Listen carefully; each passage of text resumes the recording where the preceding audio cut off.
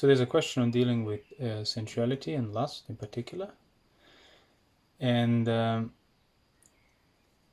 says when mind affected with lust is active, I try my best not to give in by having cold showers, exercising, breath counting meditation, and other activities such as avoidance of perceptions that inflame the lust further. When enough time passes, the active lust is gone, but the lust is still present in that dormant sense. I have not cured the lust, but have dealt with some of its symptoms. So then, what is the cause of lust? Or what is lust a symptom of? The cause of lust is being activated from its dormant state. Seems to be me carelessly attending to lust-inflaming perceptions, but then even if I'm careful, still lust is there, waiting in the background, pressuring me to activate it. Such awareness and restraint are quite exhausting, and the only way I know how to relax is by doing the very thing I'm not trying to do, which is to activate lust. So what should I do? Yes, sense restraint, not acting out of lust, not aggravating the situation further. As I say often, that's the first step. All the other things that are done here, that are described here, are kind of on the level of management of lust, which obviously, that is obvious to this person.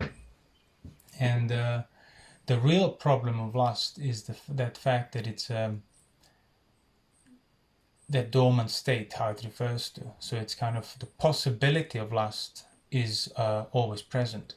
And that's what the Buddha said, like it's not enough to just not have lust present in your mind throughout the day and so on. You also need to keep reviewing your mind and questioning it in a sense that you want to see whether non-arisen sensual lust can arise. Because if you're unsure about the answer, means it can. So doubt means yes, it can arise. As this person asks, so what should I do? So how can I then, having dealt with particular manifestations of lust, endure them, not act, distracted myself from it and so on, as long as I didn't act out of it. So now when the mind is free from those particular manifestations of lust, how do I then deal with that dormant possibility of lust manifesting and pressuring me? And the answer is, when the mind is free from the particular, engagements or preoccupations with lust, and if it's not free, you have to basically endure it through the sense restraint until it calms down, and it will have to calm down. So when it calms down temporarily, then you need to make the effort to contemplate the danger in those things that you're currently free from, those particular infatuations with sense pleasures and so on. Because as long as the danger doesn't become apparent, the dormant lust will still be your framework. So in other words, you will be within the dormant lust that it's waiting to be activated. You won't be stepping outside of its domain. In other words, you won't be free. You won't be in that you won't be safe, to put it that way. And it is a question of safety, because as various suttas describe, the whole purpose of sensual pleasures and the lust that they incite and so on, through carelessly attending to them, is to trap you. It's a trap. It's a bait. It's like a fish hook that you don't see, that then keeps you bound to pretty much everything else that burdens you and overwhelms you and makes your life unpleasant, including the future possibilities and liabilities to sufferings and so on. So the true freedom then comes from not being pressured even by the possibilities of lust. So by not having the dormant lust waiting to be activated. And so it's not a matter of choice. You can just decide to not activate the dormant lust. You have to have beforehand been developed in sense restraint, virtue, seeing the danger in the slightest fault. So a certain mode of behavior, of wholesome mode of behavior, has been kind of become your norm. That already implies that you have developed a degree of proper recollectedness and watchfulness. So you're not forgetting that you're not supposed to give in to lust. You're not lapsing, you're not ignoring it. You're sustaining that context.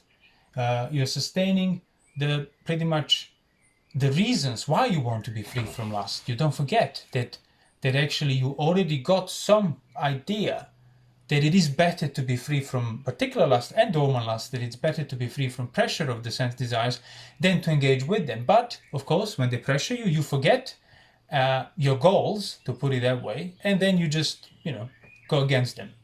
So once you kind of have been developed in terms of your behavior, in terms of not acting out of lust, not giving in those coarse modes that would be against the precepts, then, and as I said, when the mind is not actively gripped by lust, you have to really make the effort and just day in, day out contemplate the danger of it. So what would be those, traps, those baits? What are they? What are those dangers of engaging with sense pleasures that, seemingly harm no one? Like, if people enjoy them, you're not causing anyone else pain and so on, you're just enjoying sense desires.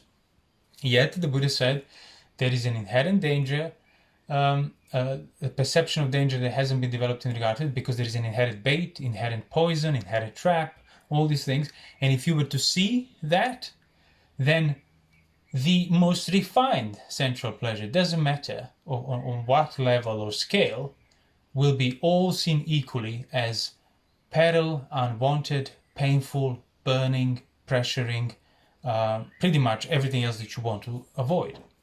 So it's the contemplation of danger, and then so now you want to ask yourself, so where do I look for that danger? Like, what do I look at in my body? To look at it in the sense objects?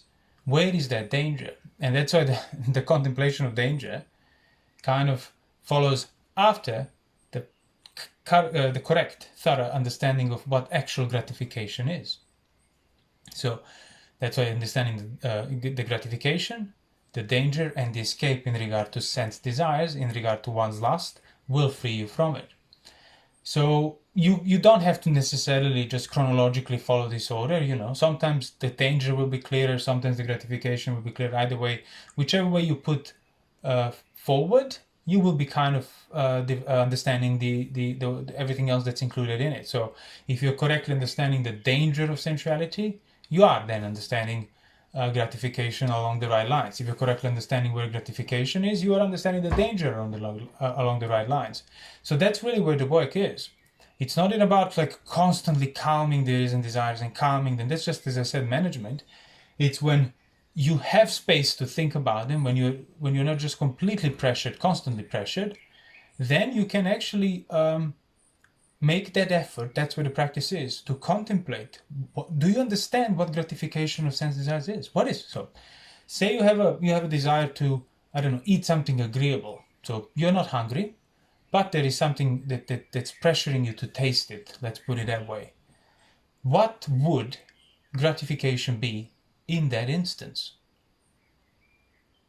What would the principle of gratification be behind that instance, so that then you can understand it in every instance? So if you want to taste something, what part of that experience is the gratification? Is the gratification when you're actually putting the food in your mouth? Is the gratification once you feel the taste and you're chewing it? Or has the gratification begun even in your perception of that which is wanted and that it's pressuring you? So on what level you need to basically learn how to be mindful and not lose sight of, in order to recognize what the actual gratification is.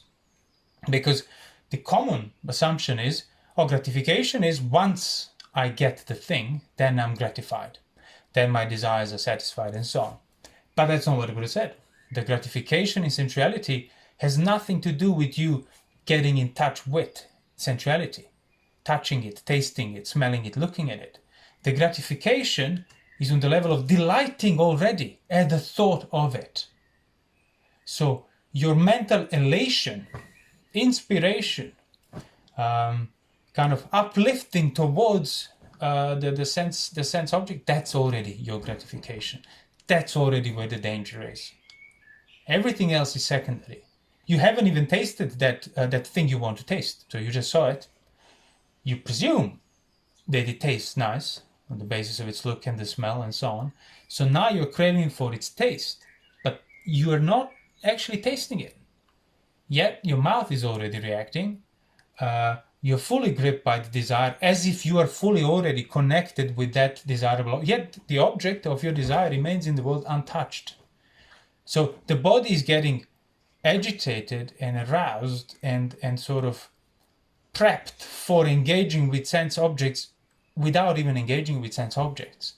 So if gratification were truly on the level of sense objects, that would not be possible. You would not be able to get all these reactions in the body as a result of desire, unless you have already touched and contacted the thing that's containing the gratification. So, since you are not tasting it, not touching it, not looking at it even, yet here you are, gripped by the desire and already feeling elated on account of it, and now you just want to go for it, so to speak. So then you realize that what is commonly assumed as gratification, it's really the result of mind already gripped by the gratification. That's why gratification is insatiable, because if you take it at face value, the delight in the prospect of sensual pleasures, that's it. Your gratification has begun. And that's why it has no end, because the framework of your mind that wants gratification, your mind that wants sensual pleasure, that delights in it, that's the framework of gratification, and you're gripped by it. And you can't fill that in. So it doesn't matter how much you're engaging with things, the framework remains unchanged, and it's forcing and pressuring you to engage. So that's it. For as long as you look for the danger of sensuality on the level of the actual objects, you won't find it. You need to look at the level of your delight and your inspiration towards sense objects. And again, you would start seeing that if you then make the effort and practice sense restraint. Then you would see how much the mind jumps even just at the mere prospect, at the mere thought, an image of sensual pleasures. Why? Because fundamentally, the value of experiencing sense pleasures is not seen as harmful, is not seen as a death, as a dart, as a pain, all the things that the Buddha listed. For as long as you don't see that value of your mental elation towards sense pleasures, if you don't see that as the root of the danger, you will be the victim of it. In other words, you will be basically acting out of it and putting the sense objects that are truly just second as first, as the root of the problem, while the actual root of the problem remains invisible. And then same, because, see, you think the problem is on the level of sense objects, then you try to counter and look at the sense objects you don't want, the beautiful, the ugly, hoping that will cancel the beautiful, but then you just end up being equally attracted, elated, wanting to further gratify the ugly. Because any sense object basically just starts serving the purpose of the framework of gratification that you are still very much holding on to and fueling through your careless attention. Careless attention means putting second as first and first as second. That's what ayoniso. Yoniso manasikara, the wise attention, the proper attention, means seeing things in the right order. Seeing first is first and second is second. That's why it's a necessary prerequisite for the right view. Ayoniso means basically attending wrongly, attending that which is second as the first, as the reason. But the Buddha on numerous occasions said that sense objects, beautiful sense objects, are not a desire, are not sensuality in the world. It's man's desire and lust, his thoughts of desire and lust. That's why there is sensuality in regard to beautiful things in the world.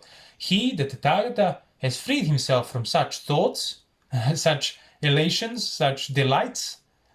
He freed himself from gratification through understanding the danger of it. Thus, for him, beautiful things just remain standing in the world, but there is no desire therein. So that's the contemplation. You need to understand what gratification is. You need to start discerning that mental delight, which is the background, pretty much, of your experience when you're gripped by the senses, by the prospect of the pleasure. See, that delight is not there as the object of what you're doing. That's your state of mind. So yes, you might be attracted by sight, sound, smell, taste, touches, but you actually recognize peripherally, oh, is there an elation in my mind at the thought of a pleasing sight? That's the danger. That's what I must not welcome, further delight, accept, act out of. Sight, sound, smell, taste, touches then become truly seen in the right place as secondary. Of course, first you need to restrain in regard to those, as I keep repeating, Because unless you're restrained in regards to sight, sound, smell, taste, touches, you're not going to see what's peripheral to them, because you don't even see them. And you don't see them because at the slightest touch of the pressure, you act towards them. So, but, we're presupposing that has been developed and sustained and protected. Then actually you can get to recognize that it's that mental elation, that zeal. That's why in Pali the word for desire, chanda, is often used for zeal, just in general, good zeal, in a way. So you have this any like a zeal towards sense objects to that you can gain the pleasure from. Yeah, that's basically what that lust, what that desire is, and that delight that the Buddha talks about, and that's something you have to become familiar and discern even before it takes over you. And on that level, you will be able to then see the danger. Then the danger, as the Buddha said, will become apparent, because the danger are not the objects. That's why, no matter how much how hard you try to see the danger in the objects, it's always kind of secondary. It's always kind of lasts for a while, but then it expires. It doesn't really fit with it. It doesn't really apply, because that's not where it's supposed to apply. The danger is on the level of the gratification. So once you start understanding what the actual gratification of sensuality is, you then get to see, that's the danger, that's the bait, that's the trap, that's the Mara. If I just keep an eye on that level and not allow my mind to jump at the prospect of elation, at the prospect of that sensual zeal and delight, I'm safe. Nothing else that used to follow can befall me. It's just impossible.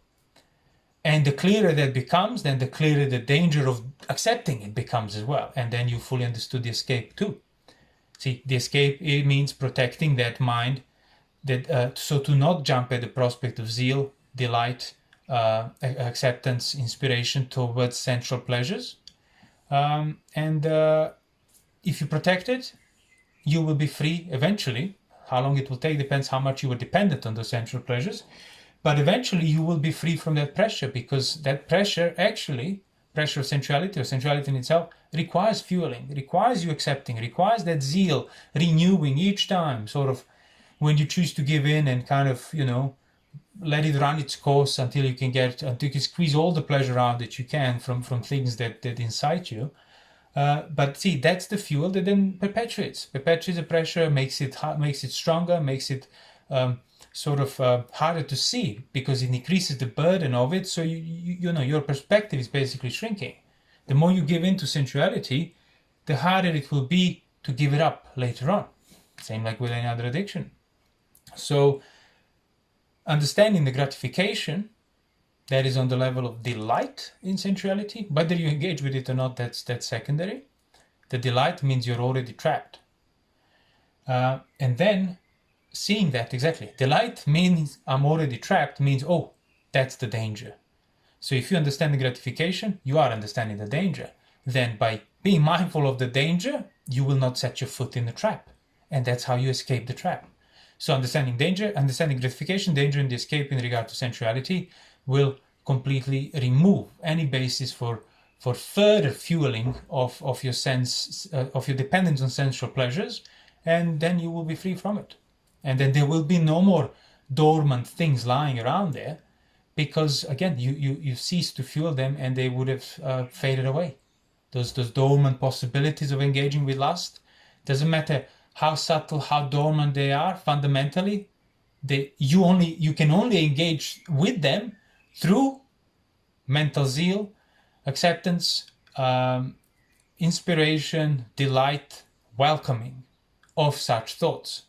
That's your gratification. And if you lose mindfulness in regard to it, that's how these dormant things become activated. So hence, again, go back to the sense restraint, seeing the danger in the slightest fault, watchfulness, i.e. recollectedness, recognizing it's like, okay, I'm free from lust now, but can lust arise in me? Later on today or tomorrow, can things become activated, as the original question says? And would I know how to deactivate it? So, and again, that's another thing that we would say. Do I know how to prevent non-arisen lust from arising, or how to make the arisen lust disappear? Because again, the arisen lust doesn't need to run its course before it disappears. The arisen lust is activated because you plugged it in. Let's say like that. It's active because it's plugged in. Plugged into what? Into your framework of delight and gratification, of your zeal, of your value of the pleasure. That's what gives it life, keeps it active, keeps it alive, keeps it pressuring you. So at any given time, theoretically at least, you can see that that's the root of the problem and that that's the danger. And by seeing that, you have unplugged it. And then the whatever pressuring sense objects that were pressuring you with lust will be just seen as just objects, matter, form, perceptions, and so on. The work then is on the level of not just sort of constantly like calming your mind, because that pretty much requires the disturbance in order to calm it, and disturbs and gets this calm. So it's only calming your mind, it's just managing it, not uprooting it. The work is when you are sufficiently calm, and I say that, and by that I mean when you have enough space to stop and think about it, when you're not just bombarded by sight, sound, smell, taste, touches, then the actual work is thinking about it, making the effort to not just discern this gratification and inspiration and zeal and delight once or twice, no, hundreds of times, just keep doing it. Keep discerning, and if it's clear, then sustain that clarity. Keep that context. Okay, so now it's clear. This is my gratification, because if it's clear, means you're mindful of it. Means now you don't need to think about it directly, because now you're clear that it's your elation, that's where the gratification is. So there is no elation now, you go about your day, elation pops up, you will immediately see it. You will immediately see the manifestation of a trap. The danger will be immediately recognized, and that's enough. No, you don't need to get rid of the trap. See, in order to get rid of the trap, you'll be reaching for a trap and get trapped. The whole point is, as the Buddha often say in numerous suttas, is to learn how to basically go around the trap, not engage with things that will trap you, not eat the food that contains the bait. Doesn't mean you mustn't look or smell or taste or touch anything else. But it's that gratification and delight and zeal and inspiration, that's the bait. So that pretty much then determines whether you should engage with things or not. Because again, something externally might not necessarily be against the precepts.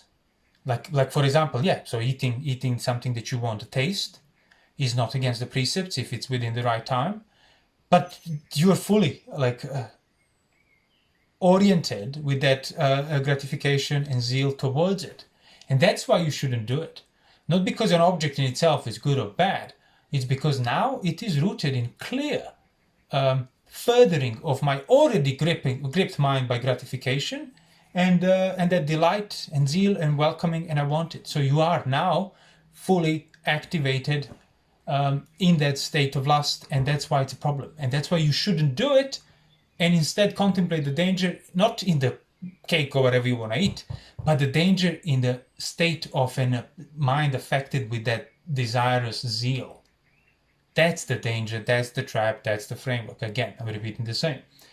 Then on another occasion, you might not have that present at all. It's still factually agreeable taste. You still factually want to eat it, but there is no zeal. And how do you know that? Well, you know that if you don't eat it, your mental composure will not change. If something would happen to it, if you were to give it away, if somebody else to eat it, nothing would change internally. So there is no zeal, there is no inspiration, there is no chanda towards it. And then you can eat it because you're not acting out of desire.